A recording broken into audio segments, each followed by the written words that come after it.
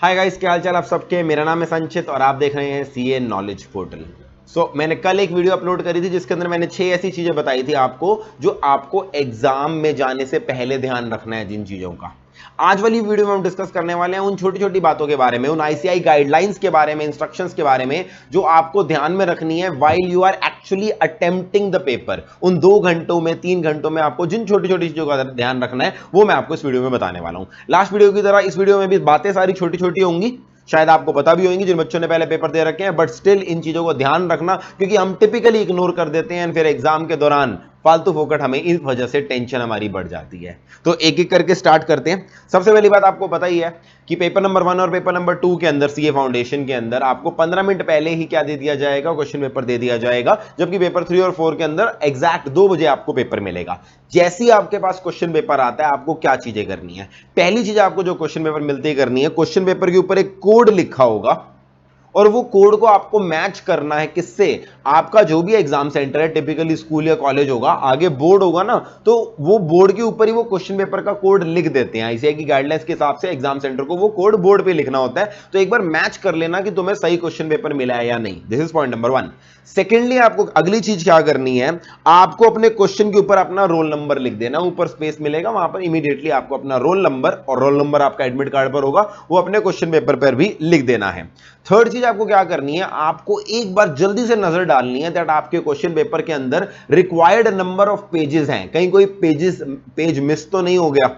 Printing के समय clerical error कभी भी हो सकता है, कोई दिक्कत ऐसा आप डिनाई तो नहीं कर सकते। अब सर हमें पता कैसे चलेगा क्वेश्चन पेपर में पेजेस कितने हैं, तो क्वेश्चन पेपर के पहले पेज पर number of pages in this question paper already लिखा होगा। तो अगर पहले पेज पे लिखा है 10 पेजेस हैं, जल्दी से एक बार आपको 5 सेकंड भी नहीं लगेंगे, चेक कर लेना कि हाँ वो 10 पेजेस हैं या नहीं। एक आधा मतलब यूनिक केस के अंदर अगर बाय चांस आपकी किस्मत खराब हो और आपके साथ ऐसा हो जाएगी क्वेश्चन पेपर में क्वेश्चन ही एक आधा पेज ही गायब है, तो आपकी गलती नहीं होगी, बट आईसीआई ने पहले ही पल्ला झाड़ दिया कि ये आपकी रिस्पॉन्सिबिलिटी है कि आपके पास रिक्वायर्ड क्वेश्चन पेपर आया है। फोर्थ चीज जो आपको ध्यान में रखनी है, आपको अपने क्वेश्चन पेपर पर रोल नंबर के अलावा कुछ भी और नहीं लिखना। अब ये चीज आपको 11th class 12th class school time में भी बोली जाती है कि क्वेश्चन पेपर पे कुछ मत लिखना, बट आप फॉलो नहीं करते। बहुत सारे बच्चे अकाउंट्स के अंदर आधा सवाल तो क्वेश्चन पेपर भी कर देते हैं। Please don't try to do this in CA exam. Why I am telling this, क्योंकि आपके एग्जाम के अंदर बीच में हो सकता है इन्विजिलेटर आएंगे। इन्विजिलेटर जैसे आप आम भाषा में फ्लाइंग बोलते हो, बाहर के लोग, तो वो टिपिकली चार्टर्ड अकाउंटेंट्स होंगे। अब वो ना उस शहर के, उस सिटी के बेसिकली सीनियर चार्टर्ड अकाउंटेंट्स को ये रिस्पॉन्सिबिलिटी मिलती है।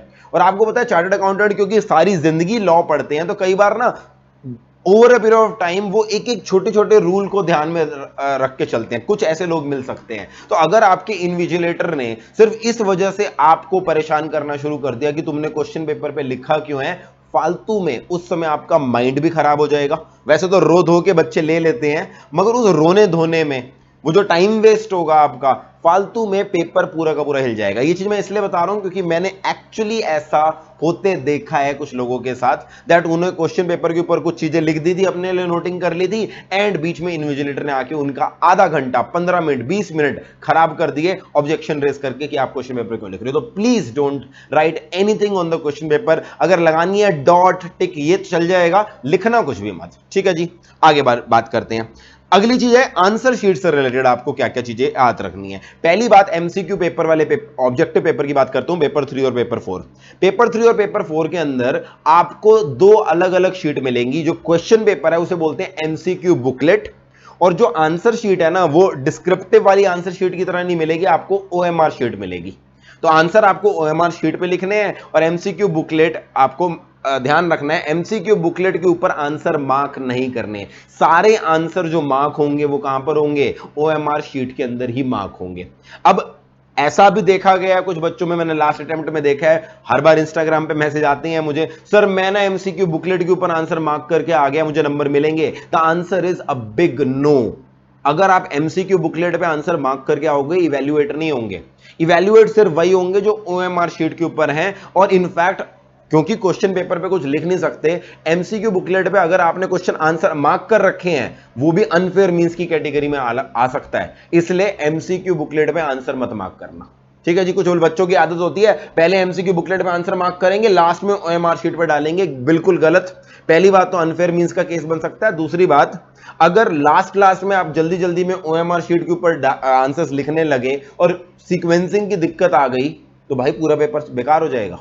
इसलिए मैं आपको कह रहा हूं साथ साथ ही ओएमआर शीट पे आंसर लिखना, एमसीक्यू बुकलेट पे आंसर लिखने की कोशिश मत करना। अच्छा, पेपर 3 और पेपर 4 में एक चीज ध्यान रखनी है, आपको ओएमआर शीट यानी आंसर शीट तो वापस देनी है, एमसीक्यू बुकलेट जो कि आपका क्वेश्चन पेपर है, आपको अपनी एमसीक्यू बुकलेट भी लौटानी पड़ेगी। You are not allowed to take the MCQ booklet along with you. इस चीज का ध्यान रखना, प्लीज उसे वापस दे देना। स्टेपल वगैरह करने की जरूरत नहीं, एमसीक्यू बुकलेट अलग से आपको देनी है, ओएमआर शीट अलग आपको देनी है। पेपर नंबर 1 और पेपर नंबर 2 में क्वेश्चन पेपर आप ले जा सकते हो, आंसर शीट आपको देनी पड़ती है, वहां पर क्वेश्चन पेपर ले जा सकते हैं। पेपर 3 और पेपर 4 में एमसीक्यू बुकलेट साथ में मत लेके आ जाना। अच्छा, ये तो मैंने बात कर ली एमसीक्यू वाले की। फिर अगली चीज ये मैंने आपको क्लियर कट बोल दिया, एमसीक्यू बुकलेट पे कोई भी आंसर मत मार्क करना। आखिरी चीज, डिस्क्रिप्टिव पेपर के अंदर जो आंसर शीट है आपके पास, यूजुअली तो आपकी जो आपको बुकलेट मिलेगी आंसर शीट, वो इतनी ज्यादा बड़ी होएगी कि उसी में काम चल जाएगा।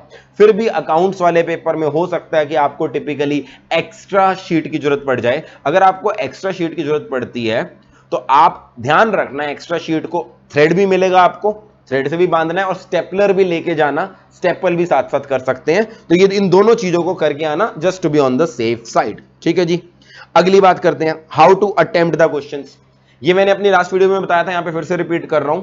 आपके क्वेश्चन पेपर में आप किसी भी सीक्वेंस में क्वेश्चंस कर सकते हो, 1 2 3 4 5 6 ऐसे करने की जरूरत नहीं है। आप पहले क्वेश्चन 2 कर सकते हो, फिर क्वेश्चन 5 कर सकते हो, फिर क्वेश्चन 3 कर सकते हो, आपकी मर्जी है। बट एक चीज का ध्यान रखना, किसी भी एक क्वेश्चन के सारे पार्ट्स एक साथ करना।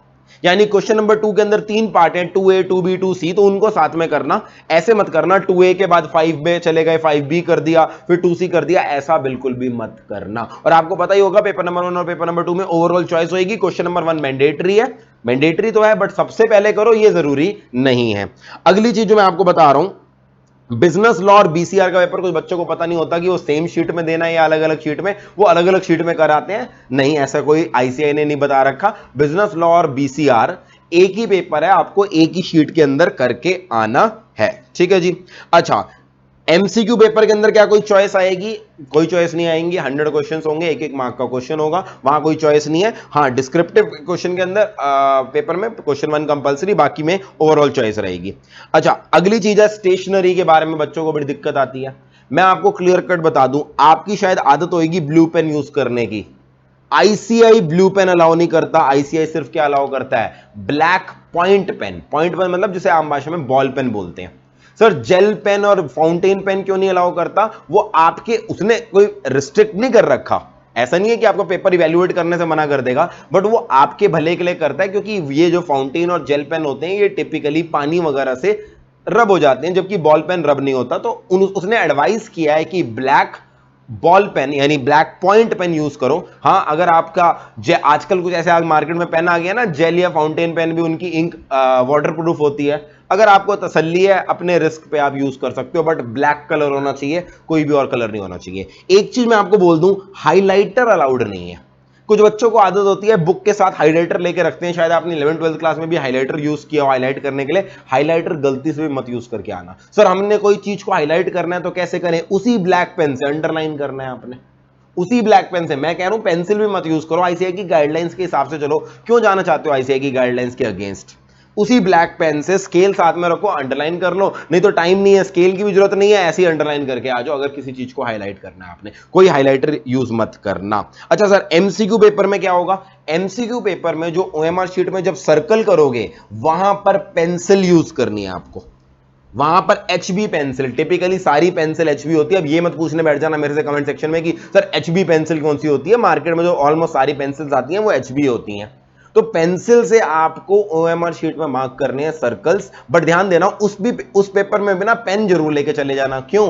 जो इंफॉर्मेशन भरोगे स्टार्टिंग में ओएमआर शीट में, नाम रोल नंबर वगैरह, वो तो ब्लैक पेन से भरोगे ना। तो कुछ बच्चे मजे से चौड़ में पेन नहीं लेके जाते, पेन ले जाना, इंफॉर्मेशन पेन से भरोगे, मगर सर्कल आपको किससे करने हैं? पेंसिल से करने हैं। आखिरी चीज मैं आपको बताऊं, सर्कल करते समय एक चीज तो ध्यान रखना, सफाई का ध्यान रखना। ऐसे सर्कल मत करना कि तुम्हारा सर्कल साथ वाले सर्कल को भी बीच में ही ले रहे हो, क्योंकि ना ये कंप्यूटराइज चेकिंग होती है। तो कुछ भी ऐसा नहीं होना चाहिए कि आपका वो सर्कल रीड नहीं कर पा रही वो मशीन। तो थोड़ी सफाई कर लेना, आराम आराम से पेपर कर लेना, मतलब सर्कल करते समय इस चीज का ध्यान रखना। अच्छा, आपने गलत सर्कल कर दिया, और अब आपको वो चेंज करना है, तो भाई आईसीआई की गाइडलाइंस कहती है एक इरेजर लेके जाओ, पहले वाले सर्कल को अच्छे से इरेज करो, फिर दूसरे को सर्कल करो। अगर किसी क्वेश्चन में आपने 2 सर्कल को डार्क कर दिया ना भाई, वो क्वेश्चन इवैल्यूएट ही नहीं करेगा वो सिस्टम। तो आपको ध्यान रखना, अगर आंसर चेंज करना है अच्छे से पहले वाले आंसर को इरेज करके आना। छोटी छोटी चीजें हैं, बट मैं बात कह रहा हूं बाद में आपके रिजल्ट पे ध्यान फर्क डाल सकती हैं। कैलकुलेटर के बारे में मैंने लास्ट क्लास में बताया था, साइंटिफिक कैलकुलेटर अलाउड नहीं है। अदरवाइज जो मार्केट में नॉर्मल कैलकुलेटर अवेलेबल होते हैं, आपका किसी भी कंपनी का यूज करते हो वो अलाउड है, ठीक है जी। कैलकुलेटर एक स्पेयर लेके जाना, 2 कैलकुलेटर लेके चले जाना, ताकि गलती से अगर कैलकुलेटर ने धोखा दे दिया वहां पर, तो आपका स्पेयर कैलकुलेटर होना चाहिए। 2 कैलकुलेटर ले जा सकते हैं, कोई दिक्कत वाली बात नहीं है। मीडियम ऑफ आंसरिंग, भाई ध्यान रखना, आपके एडमिट कार्ड पे जो भी आपने मीडियम चूज करा था ना एग्जाम फॉर्म भरते समय, वो क्लियरली लिखा होगा।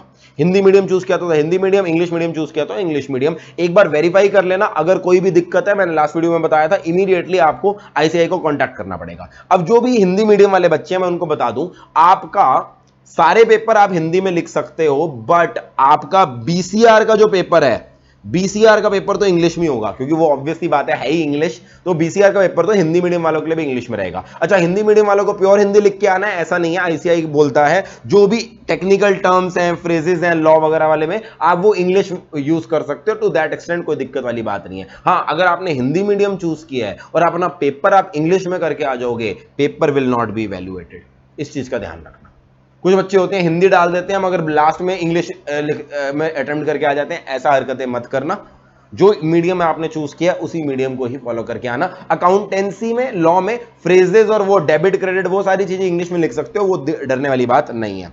आखिरी चीज जो मैंने जनरल ऑब्जर्वेशन एक साथ डाल दी है, आंसर शीट के पहले पेज पर क्वेश्चंस लिखे होंगे 1 2 3 4 5 6। जो भी क्वेश्चन आपने किए उनको एक बार टिक कर देना। ये इसलिए होता है ताकि एग्जामिनर ध्यान रखे कोई भी क्वेश्चन अनचेक्ड ना रह जाए। रफ वर्क सर कहां करें?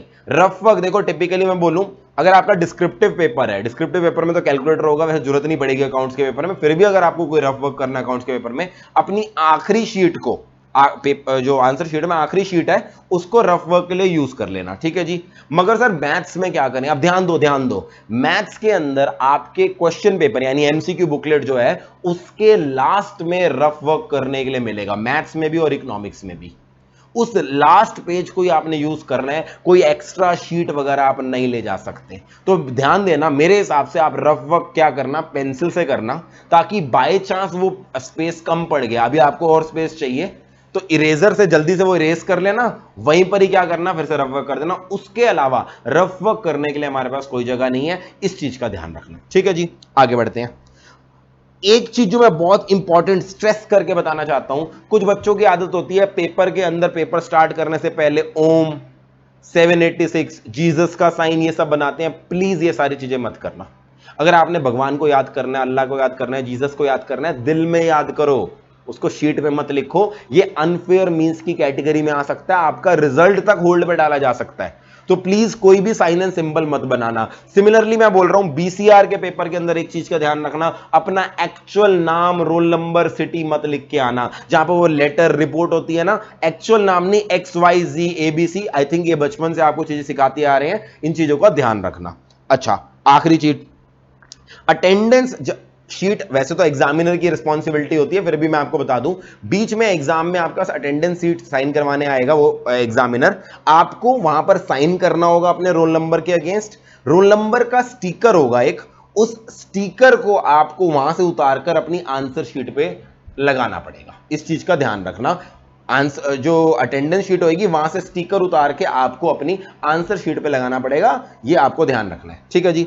एक चीज मैं और बता दूं, एमसीक्यू वाले पेपर के अंदर ना एमसीक्यू का एक बुकलेट नंबर होता है। एमसीक्यू जो क्वेश्चन पेपर एमसीक्यू बुकलेट है, उसका एक नंबर होता है, वो आपको अपनी ओएमआर शीट पे भी लिखना होता है। उसको भी बड़े ध्यान से अपनी ओएमआर शीट पे लिखना। अगर वो नंबर गलत कर दिया तो आपके आंसर ढंग से इवेल्युएट नहीं कर पाएगा सिस्टम। आखिरी चीज मैं आपको ये बता रहा हूं कि आइडियली आईसीआई की गाइडलाइंस बोलती है, जैसे ही आपने अटेंडेंस शीट को साइन किया, एग्जामिनर आपके एडमिट कार्ड के सेकंड पेज पे साइन करेगा। याद है पिछली वीडियो में मैंने आपको बोला था कि एडमिट कार्ड के दोनों पेजेस लेके जाना, वो इसलिए बोला था आइडियली उसको साइन करना चाहिए। कुछ एग्जामिनर नहीं करते, वो अलग बात है, मगर आप अपनी तरफ से एडमिट कार्ड की दोनों शीट लेके जाओगे, right. So these are all the small little things जो मेरे एक्सपीरियंस के हिसाब से मेरे को लगा आपको बताना चाहिए। आई होप आपको ये वीडियो यूजफुल लगी होगी। इन सारी चीजों को याद रखना, चाहो तो ये जो आप इसका स्क्रीनशॉट लेकर रख सकते हो ताकि आपको याद रहे किन किन चीजों का मुझे ध्यान रखना है। मैं ये ऐसा करूंगा, ये वाली स्लाइड ना आपको टेलीग्राम पे प्रोवाइड ही कर दूंगा ताकि अगर आपको एक चेकलिस्ट बना के रखनी है आपकी किन चीजों का ध्यान रखना है, यू कैन फॉलो दैट। ठीक है जी।